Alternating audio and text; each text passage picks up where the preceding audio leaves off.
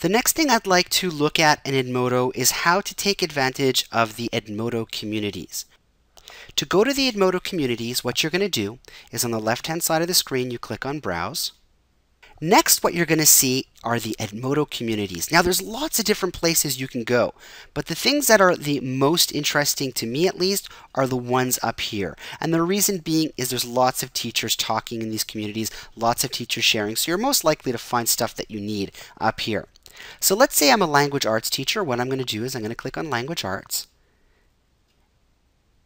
And if I want to partake in the discussions that are going on below here, I can click on Request Posting Rights. However, that's not even necessary. What I normally tell teachers to do is start off by lurking.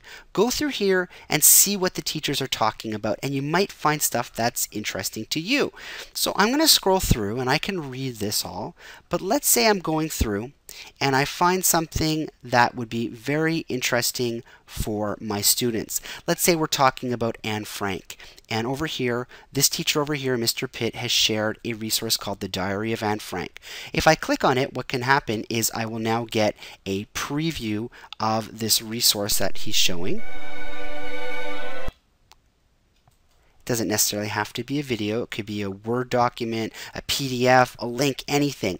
And if I say, wow, that's great, I really want to share that with my students, there's a little button right over here called Add to Library. So I click on that, and now I've made that resource part of my Edmodo library. That means I can come back to it after, and I can now share it with colleagues or students or look at it myself. So let's go look at my library. Let's see what we have in there. If you go on the top of the screen, you're going to notice that you have a button over here with some books. It's called the library.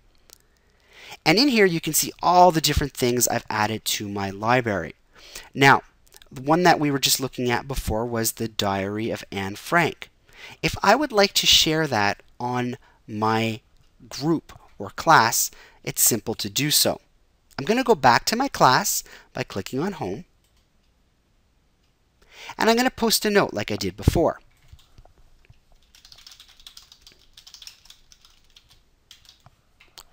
So after I've posted my message, what I'm going to do is I'm going to go to this line over here, and I'm going to choose Attach from my library. So I'm going to click on that. I'm going to choose the Diary of Anne Frank. And then I'm going to click on the button that says Attach.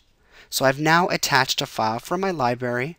I have a message over here, what I want to say. And who am I sending it to? By default, it's my class.